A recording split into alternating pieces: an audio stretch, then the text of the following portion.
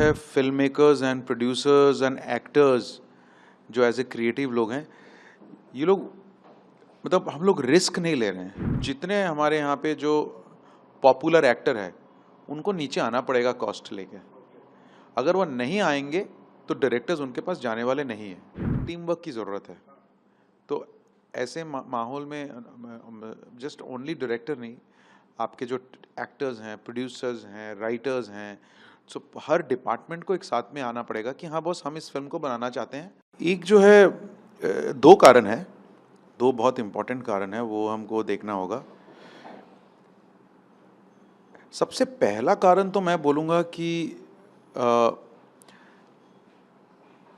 जो है film makers and producers and actors जो एज ए क्रिएटिव लोग हैं, ये लोग मतलब हम लोग रिस्क नहीं ले रहे हैं। क्योंकि देखो, स्टोरी टेलिंग और जो कहानी जब बोलते हो, आप कोई सुनी सुनाई कहानी नहीं बोल सकते। आपको कहीं ना कहीं एक रिस्क लेना पड़ेगा। आपको नए सब्जेक्ट, नए इंसाइटफुल सब्जेक्ट्स जो किसी भी जॉनर में हो, वो आपको लाना पड़ेगा।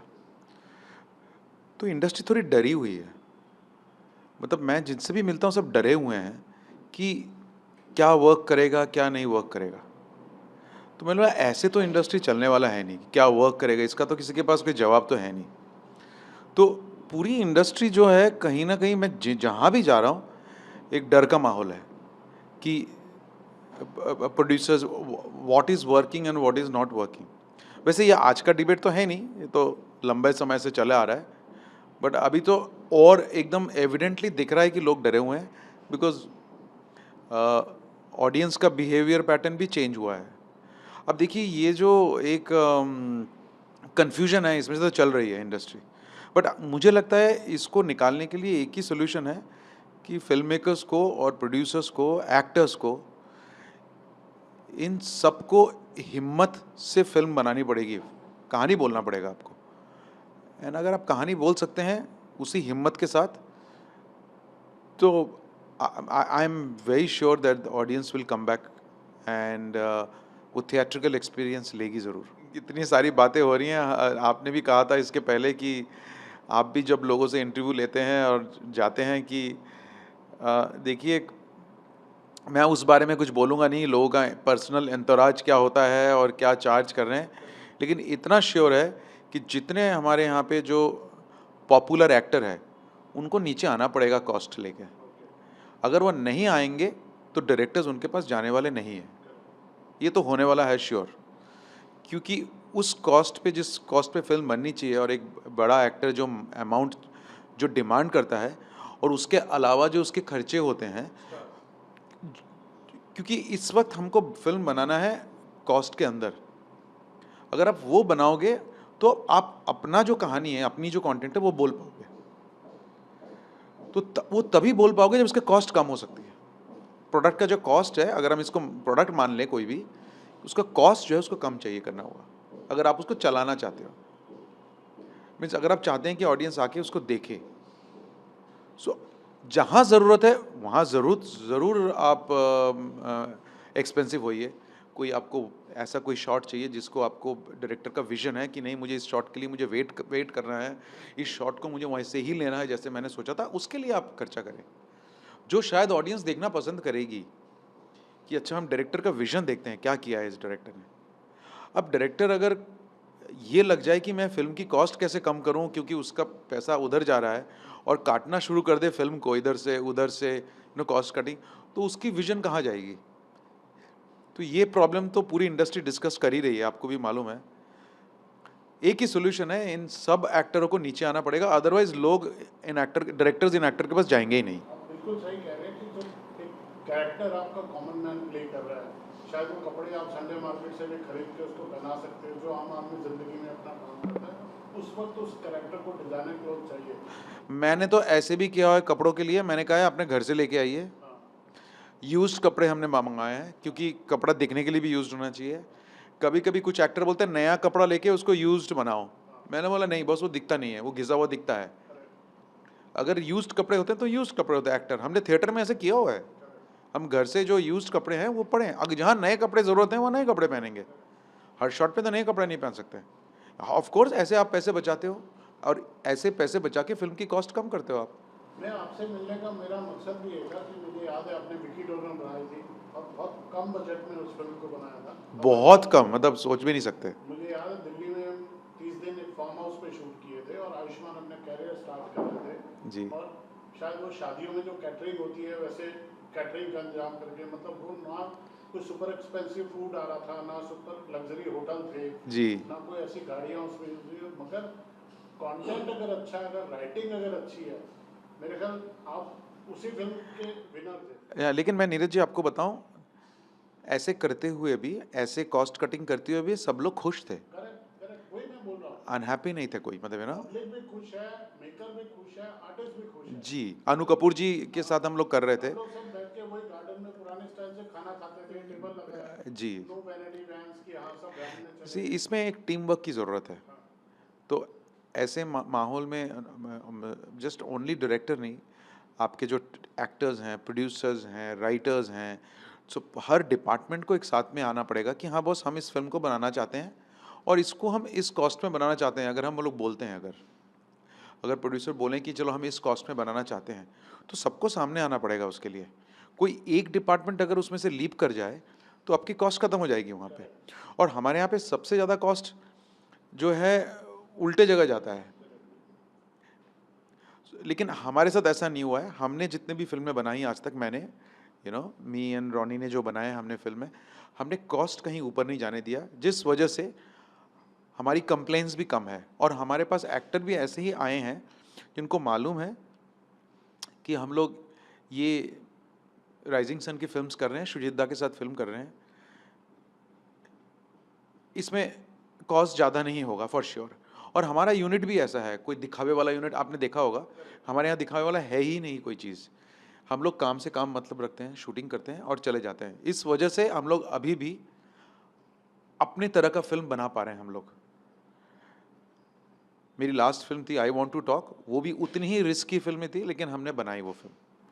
आपने पीकू बनाई बच्चन साहब के साथ, दीपिका पादुकोण के साथ, और वो करने के बाद फिर आप जाते हो आई वांट टू टॉक करने, जो अभिषेक बच्चन के साथ वीडियोस पे, Abhishek is a very good actor, but उनकी फिल्में बहुत अच्छा व्यापार नहीं करती। जब आप ऐसी अटेम्प्ट करते हो तो किस चीज़ पे सबसे ज़्यादा भरोसा होता है आपके, अपने स्क्रिप्ट पे, कंटेंट पे, या अपने आप पे? कैसे आपका इस तरह का, क्योंकि वो पिक्चर भी अप्रिशिएट हुई। देखिए, मैं आपको सच बताऊं, फिल्म चले या ना चले, क्या आप याद रखते हैं फिल्म? ये क्या आप याद करते हैं किसी फिल्म को? आप विकी डोनर को अगर याद करते हैं कि नहीं? आप किस मद्रास कैफे को याद करते हैं कि नहीं? आप उस फिल्म को याद कैसे रखेंगे? उसकी यादगार तभी बनेगी जब उसकी राइटिंग करेक्ट हो, डायरेक्शन करेक्ट, सारे डिपार्टमेंट, इवन कास्टिंग भी करेक्ट हो। तो मुझे लगा था कि अभिषेक बच्चन अर्जुन सेन प्ले करने के लिए एकदम परफेक्ट कास्ट थे। अगर आपने देखा होगा 100% कितनी डेलिकेट सी परफॉर्मेंस दी है उन्होंने, ऐसा आसान परफॉर्मेंस नहीं है वो। और ये इसके क्रेडिट मैं नहीं लेता हूँ, मैं एक्टर को ही क्रेडिट देता हूँ उसके लिए। इस फिल्म को लोग बोलेंगे चलो अमेरिका में क्या है, कहाँ भी क्या है, उससे क्या मतलब है। उस लोग बोलेंगे हमको फिल्म कैसी लगी, यही देखते हैं ना। हमने किस तरह मेहनत से बनाई वो हमको मालूम है। कैसे हमको यूएस में वीज़ा मिलने में टाइम लगा, कैसे डिले हुई, कहाँ पे कैसे करके करके हमने मैनेज किया, जैसे हम लोग मैनेज करते हैं, कैसे कॉस्ट कटिंग की, all that we all did हम लोग। लेकिन फाइनली तो फिल्म ही याद रखेंगे ना आप। अगर आप मेरे अर्जुन सेन और आप अगर अभिषेक बच्चन के कोई भी फिल्म याद रखते हैं और आई वॉन्ट टू टॉक याद करेंगे कि नहीं उसके परफॉर्मेंस के लिए? 100% करेंगे। उनकी पिक्चरें, उनसे बात तो की है यही तो। कारण है मैंने उनके साथ काम किया कि ये दादा, कास्टिंग का पैमाना आजकल सोशल मीडिया पे कितने फॉलोअर हैं, इसके साथ बहुत भयंकर रूप से जुड़ गया है। इसको आप कैसे देखते हैं, मतलब कौन हीरो होगा, कौन एक्टर, किसके सोशल मीडिया पे प्रेजेंस ज़्यादा है? ये मैं भी बहुत सुन रहा हूँ, लेकिन मेरे साथ अभी तक ऐसा नहीं हुआ है, इसलिए मैं इसमें ज़्यादा मैं मैं कमेंट नहीं करना चाहता हूँ, क्योंकि गलत चला जाएगा किसी के लिए। अ, मैं ऐसे देख के बिल्कुल कास्टिंग नहीं किया, ना किया है अभी तक। आगे क्या करूँगा मालूम नहीं, लेकिन मैं देखूँगा कि कास्ट में कौन एप्ट कैरेक्टर बैठता है। और मेरे यहाँ पे कोई हीरो तो होते नहीं है, ना हीरोइन होते हैं, सारे कास्ट ही कैरेक्टर ही होते हैं हर फिल्म में। सो मुझे लगता है इसमें जो सबसे परफेक्ट टैलेंटेड हो, जो उसको निभा सके, और जहाँ डायरेक्टर को उसकी अपनी विजन दिख जाए उसी को लेना चाहिए। कई बार कोई with due respect all social media influencer, वो बहुत अच्छा इन्फ्लुएंसर हो सकता है, उसके मिलियंस में फॉलोअर हो सकते हैं, उसकी कमाई बहुत हो सकती है, शायद वो उतना ही बुरा एक्टर भी निकले, या एक आदमी का कोई अब क्या जीरो है फॉलोअर। अब क्या है कि अब पॉपुलैरिटी का बहुत लोग उसका फ़ायदा उठाना चाहते हैं कि पॉपुलर है तो शायद फ़िल्म चल जाएगी। लेकिन फ़िल्म एक एक दूसरे किस्म का चीज़ है। उस पे ना किसी का भी भाव नहीं चलता है। उसकी एक अपनी एक आत्मा है, अपनी अपनी एक सोल है, एक इंडिपेंडेंट सोल है जिसको आप ऐसे ही पकड़ नहीं सकते हैं उसको, कि चलो मैंने कुछ बहुत पैसे डाल दिए, बहुत इन्फ्लुएंसर को लिया और स्टोरी कर दिया तो चल जाएगा, पकड़ लेंगे। नहीं, उसकी एक बहुत अलग आत्मा होती है। अगर वो इन्फ्लुएंसर अच्छा एक्टर है और राइट फ़िल्म में किया है, तो शायद वर्क कर जाए, ऐसी कोई बात नहीं है, वर्क करे, लोग देखें। आज नहीं तो कल देखेंगे। लेकिन ऐसे ही इन्फ्लुएंसर है तो इसीलिए ही फ़िल्म पॉपुलर हो जाएगी, ये कोई गारंटी नहीं है। लास्ट में मैं आपसे दादा ये पूछना चाहता हूँ, जब आप फिल्म बनाते हैं और फिल्म को ईमानदारी से बनाते हैं, सच्चाई से बनाते हैं, तो ऐसे ईमानदारी और सच्चाई के साथ उसको पेश भी करना चाहिए। प्रमोशन के टाइम पे जब हम उसके साइड में जो फेक पीआर का जो फसाड बना देते हैं कि आप फिल्म देखेंगे तो आपको पता चलेगा, आपको फिल्म ऐसी होगी, इससे अब कितना इफेक्ट है, या कभी आपने कोई पेड पीआर का अटेम्प्ट किया है, कोई फेक पीआर के आपके साथ कोई ऐसे एक्सपीरियंस है क्या? नहीं, देखिए, मैंने हमारे साथ ऐसा नहीं हुआ है कभी-कभी। लेकिन मैं आपको ये पीआर वाली जो बात, ये जो है, अगर आप मेरे को दिल से पूछेंगे, मैं तो ट्रेलर में नहीं दिखाना चाहता हूँ। आजकल लोग बोलते हैं कि ट्रेलर भी देख के ज़्यादा, मैं तो बोलता, जैसे मैं, अगर मुझे आज आप बोलेंगे कि अ, अगर आप बोलेंगे कि ऋषिकेश मुखर्जी की कोई फिल्म आ रही है, सोच लेते हैं, करेक्ट, करेक्ट, मैं तो पूछूंगा भी नहीं क्या आ रहा है, करेक्ट, मैं सीधा बोलना किस दिन आ रहा है बताओ, मैं जाऊंगा देखने। करेक्ट। और ऐसी बात है, देखिए, अ, मैं इसलिए बोल रहा हूँ ट्रेलर मुझे ट्रेलर दिखाना भी पसंद नहीं है, क्योंकि मैं चाहता हूँ कि लोग आए तो एकदम खुल के आए कि एक नई क्या कहानी देखने को मिलेगा, क्या मिस्ट्री मिलेगी, क्या अनफोल्ड होने वाला है।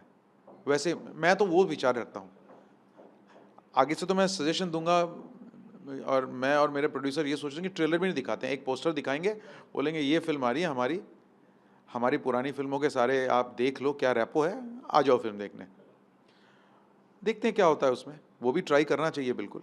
अगर अब कोई अच्छे डायरेक्टर हैं फॉर एग्जांपल, क्या आप उसकी फिल्म नहीं देखेंगे क्या? देखने जाएंगे ना। तो मुझे लगता है कि ये जो फेक पीआर और ये जो पीआर वाली जो बात है कि लोग यादर, जैसे मैंने अगर सोच लिया फिल्म देख, मैं भी तो डायरेक्टर हूँ, अगर मैंने किसी फिल्म मेकर का पता लगा, मुझे इन्फॉर्मेशन चाहिए मुझे कि हाँ इस फिल्म मेकर की फिल्म आ रही है, मैं कुछ देखूंगा ही नहीं।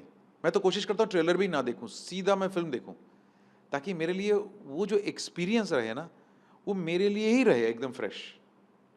और लोगों के लिए क्या है, मैं उसमें जाना भी नहीं चाहता हूँ। मैं लोगों को ये भी बोलता हूँ कि आप कोई भी फिल्म आए, रिव्यू पढ़िए, सब पढ़िए, लेकिन ओपिनियन अपना ज़रूर बनाएं। होना है, एक ओपिनियन अपना होना भी ज़रूर है ना इंसान का। ये सिलेक्टेड रिव्यूज़ आप ज़रूर पढ़ें, जिसको आप विश्वास करते हैं वो ज़रूर पढ़ें आप। लेकिन तब भी कुछ ना कुछ शायद उस फिल्म मेकर ने किया होगा जो आपको शायद छू जाए, तो मैं उस पे बोलता हूँ। नहीं, ये आपकी बात बिल्कुल ठीक है कि ट्रेलर दिखाने से कई बार तो पिक्चर पूरी ट्रेलर में समझ आ जाती है कि ट्रेलर देख के पूरी पिक्चर मैं देख लिया। मैं क्या देखूंगा फिल्म, नहीं, बताइए। और कई बार ऐसा लगता है जो ट्रेलर देखा था पिक्चर कुछ और ही है, तो ये भी है। दोनों दोनों कंडीशन में जो व्यूअर है वो ठगा जाता है, यार ये क्या। होता है, बिल्कुल, तो बिल्कुल ट्रेलर होता है। एक्साइटमेंट ठीक है, मैंने ठीक ऐसे बहुत ट्रेलर देखी हैं, बहुत अच्छी ट्रेलर फिल्म देख के, है।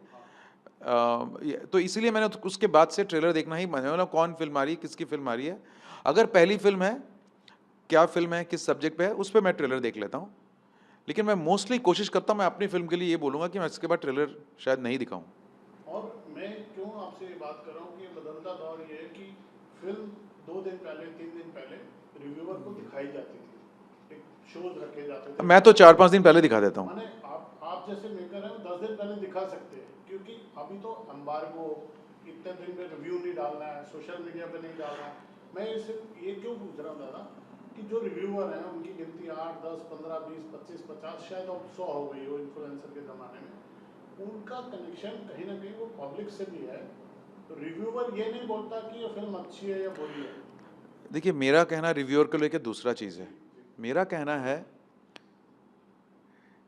कि अभी आपने फिल्म, अगर रिव्यूअर अभी आपने फिल्म देखा और अभी घर जाके आपने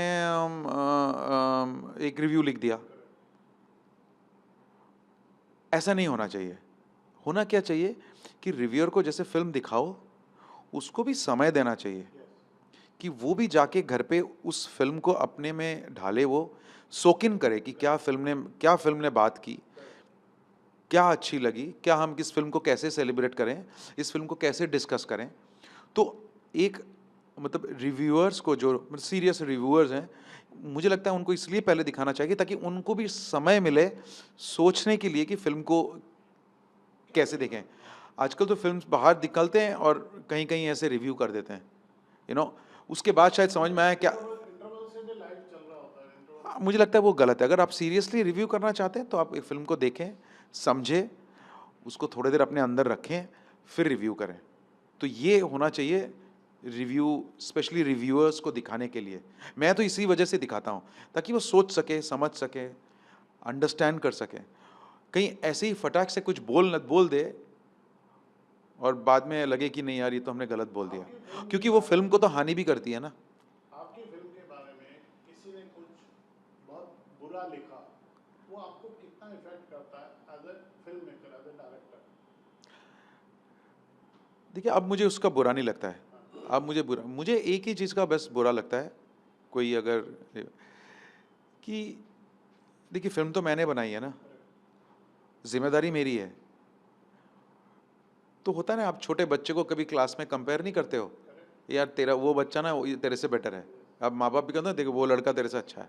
उस लड़की की अगर मुझे कोई बोले वो फिल्म से, से ये फिल्म खराब है, ये अच्छी है, तो वो जो कंपैरिजन हो जाती है ना, वो मुझे बुरा लगता है। नहीं यार, उस फिल्म की हर फिल्म को अलग से ही रेट करना चाहिए। एकदम एकदम अलग देना चाहिए। बिकॉज आप कंपेयर जब कर रहे हो, कहीं ना कहीं मेरे अंदर जो बचपना है उसको आप बुलिंग कर रहे हो। आप मेरे फिल्म को खराब बोल दो कि पसंद नहीं आई फिल्म, देखने लायक नहीं है फिल्म, फेयर है। लेकिन मेरी फिल्म को कंपेयर मत करो किसी और के साथ। सो बिल्कुल सही पॉइंट है ये।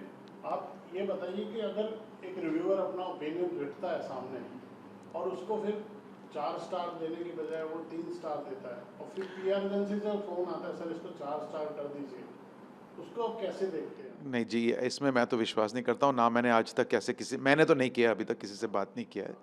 मैं तो जैसे फिल्म दिखाते हैं सब जितने रिव्यूअर्स हैं, और स्पेशली रिव्यूअर्स नहीं, सब कुछ दिखाता हूँ मैं तो। इवन आपके रेडियो चैनल्स के, मतलब टीवी के, न्यूज़ के जो इंडिपेंडेंट है, मैं सबको फिल्म दिखाता हूँ।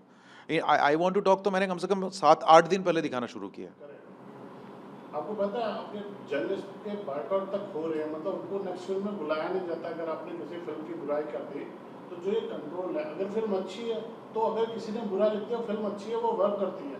मैंने ऐसे भी रिव्यूअर देखे जो बाद में सॉरी बोलते हैं कि मैंने इस फिल्म को क्रिटिसाइज किया था, आई एम सॉरी कि फिल्म अच्छी थी। शायद मेरा क्रिटिक भी बोलते हैं अपने रिव्यू में, ये मेरा ओपिनियन है, ऐसा है। हम सीनियर क्रिटिक किसी का नाम नहीं ले रहे, और 4-5 क्रिटिक से मेरा इस बारे में लंबा बात हुआ कि हमसे भी मिस्टेक होती है कि हमने इस फिल्म का रिव्यू ऐसा किया था, फिल्म बेटर थी, पब्लिक में पसंद आई। जी।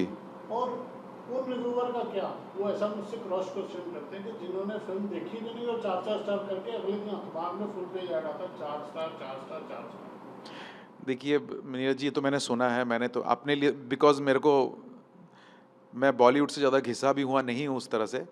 तो मैं कोलकाता रहता हूँ, इधर रहता हूँ, फिल्म बनाता हूँ, तो मैंने जितना देखा है मेरे साथ तो ऐसा नहीं हुआ है। नहीं आपने देखा, लेकिन आप लेकिन पर्सनल बात लेकिन करो। लेकिन मैं क्रिटिक्स को, मैं मतलब रिव्यूअर्स को लेके यही बोलूँगा, देखिए सबको अपना विचार रखने का, they have every right to express. उनको जैसा फिल्म, जैसा उनको लगा है, जैसी भी लगे, वो आई थिंक उनको रखने का विचार है। बट ये जिस तरह से आप कह रहे हैं कि ये मैन्युफैक्चर्ड स्टार्स, इसमें मैं क्या बोलूँ, मतलब इसमें तो और दस धोखा तो दस ऑडियंस का ही हो जाता है वह। 10-15 क्रेडिबल रिव्यूअर हैं इंडस्ट्री में, 10 से 15, शायद 16 भी नहीं होंगे। आजकल तो मगर नहीं नहीं, मैं वही बोल रहा हूँ कि मगर 100 से ज़्यादा रिव्यूअर आ रिव्यूअर आ रहे हैं, जो मैनिपुलेटिव रिव्यूअर आ रहे हैं, उसमें उन 15 की क्रेडिबिलिटी जीरो हो जाती तो इसी में सर मैं यही तो बोला आपको शुरू में, जो मैंने आपको क्या बोला, आप पढ़ें, रिव्यू ज़रूर पढ़ें, आपको जो सबसे पसंदीदा आपके रिव्यूअर हैं उनके पढ़ें, समझें, लेकिन अगर फिल्म आप खुद देख के ओपिनियन बनाएं तो उसी में आपको क्लियर हो जाएगा। देखिए ऐसे तो बहुत होता है, बहुत जगह बहुत लाइन में ही होता है कि बहुत, मतलब अगर 85 आप बोल रहे हैं कि ऐसे फेक रिव्यूअर्स हैं, हो सकते हैं, लेकिन आपकी अपनी भी तो एक निजी ओपिनियन है, आपकी निजी फॉर्म है, आपकी निजी अंडरस्टैंडिंग है, समझदारी है। आप उस समझदारी से सिनेमा को देखेंगे ना। मेरे को कोई ओपिनियन नहीं करा सकता कोई फिल्म को दिखाने के लिए, पसंद करने के लिए। मैं तो झगड़ा कर जाऊंगा उसके साथ। मैं तो बैठ के बोलूँगा चलो बैठ बताओ क्या है, उसके साथ डिस्कशन करना है। मैं तो इस, आप जहाँ बैठ के इंटरव्यू कर रहे हैं, मेरी ऑफिस में सारा दिन हम फिल्में डिस्कस करती हैं, और जो फिल्म सेलिब्रेट करना चाहिए हम करते हैं सेलिब्रेट, जो बोलना चाहिए वो बोलते हैं हम सेलिब्रेशन। और मुझे लगता है रिव्यूअर्स को सेलिब्रेट ही करना चाहिए, और करते भी हैं वो, ऐसा नहीं है। ऐसा प्रपोजल आता है कि कोई स्ट्रेटजी देते हैं कि हम इस फिल्म को ऐसा प्रमोट करेंगे, वैसा प्रमोट करेंगे? आता है, कभी कभी आता है, लेकिन इस मामले में मेरे प्रोड्यूसर दोस्त रॉनी लाहिरी वो बहुत क्लियर हैं। वो फिल्म की जो फिल्म की जो सोल है ना, हम उसके बाहर नहीं गए हैं। बिकॉज मैं नाम नहीं लूँगा, हम एक बार हम लोग बहकावे में आए थे और हम उल्टा पड़ गया हमारे लिए वो। तो हमने एक ही फिल्म में किया था वो, लेकिन उसके बाद से हमने डिसाइड किया है कि जो फिल्म है ट्रेलर भी वैसी बनाएंगे, और जो जैसी फिल्म है उसको उस तरह से ही उसकी मार्केटिंग में लोगों तक पहुंचाने में वही बात बोलेंगे, एक्स्ट्रा कुछ नहीं बोलेंगे। तो आप केस स्टडी के लिए भी नाम नहीं बताओगे कौन सी फिल्म में बहकावे में आए थे आप? नहीं मतलब, अब चलिए आपको कहने के लिए मैं बता देता हूँ। फिल्म अक्टूबर थी, बिकॉज अक्टूबर एक अलग तरह की फिल्म थे।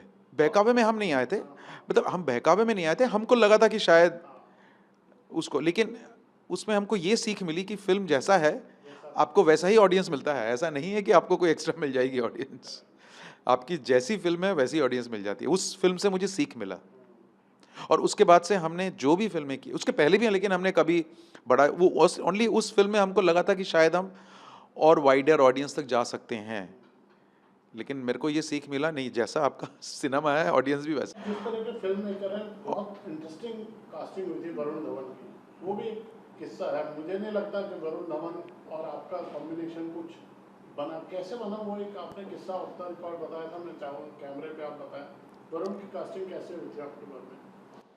मैं तो बहुत बार बोल चुका हूँ कि इस बार को डिस्कस कर चुका हूँ। वरुण, मैं जहाँ बैठा हूँ ना, यहीं पे ही वो आया था एक दिन सुबह।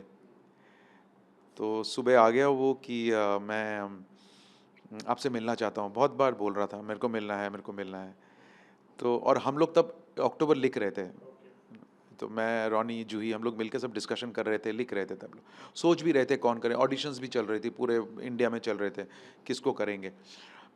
तो ऐसे ही मिलने आ गया एक दिन, बोला कि मैं मिलना चाहता हूँ। मैंने बोला मैं कोलकाता जा रहा हूँ, फ़्लाइट लेनी है मेरे को, तो जल्दी आ जाओ। तो बोलते सर मैं तो अभी जस्ट नींद से उठा हूँ, मैं कैसे आ जाऊँ? नहीं, बोला तो जैसा है वैसे ही आ जा, मेरा ऑफिस से तो आ रहा है, कौन सा कैमरा है इधर। तो ऐसे ही शॉर्ट्स में सोया हुआ बनियान में आ गया, और नींद में आया पूरा, ऐसे ही बात करना है, काम करना है आपके साथ, एंड वी वांट टू, मैंने आपकी फ़िल्म देखी, तो जनरली बातचीत हुई। तो मैंने कहा चाय पिएगा, पानी पिएगा? तो पता नहीं वो मेरे से फ़िल्म के लिए बात करता है, मैंने कभी सोचा नहीं था कि मैं उसके साथ कास्ट करूँगा, लेकिन मुझे उसकी आँखों में ना, मुझे वो डैन दिख गया फ़िल्म का। और वो जो दिख गया ना, मैं फिर वरुण के ऊपर पागल हो गया। मैंने बोला यार ये इसको मैं छोड़ूंगा नहीं, मैं इसको मैं बोलता हूँ। और मैंने उसको पकड़ लिया, मैंने बोला you must do this film. मैं बोलता हाँ मैं करूँगा दादा फिल्म। एंड अगर आप फिल्म देखें, मैं कल भी किसी को बोला था, मैं रियली थैंकफुल हूँ कि वरुण जैसे ऐसे जिसको कहते हैं कमर्शियल एक्टर, उसने मेरे साथ काम करने के लिए राजी हुआ, इसके लिए मैं उस थैंकफुल।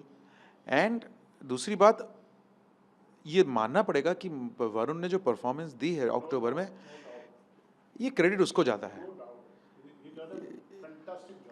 वो क्रेडिट किसी को नहीं, वो क्रेडिट उसने कैसे किया है मुझे नहीं मालूम, लेकिन उसने इतनी डेलिकेट परफॉर्मेंस, इतनी सॉफ्ट, जिसको कहते हैं आंखों से बात कर जाना किसी, मतलब दिल के अंदर आप उसको देख सकते हो क्या चल रहा है, लेकिन तब भी आपको मालूम नहीं क्या हो रहा है ना, क्यों हो रहा है, क्या हो रहा है फिल्म में, फिल्म जिस तरह से लिखी थी, वरुण ने उस तरह से उस कैरेक्टर को एकदम, जिसको कहते हैं ना, फूल की तरह खिला दिया उसने।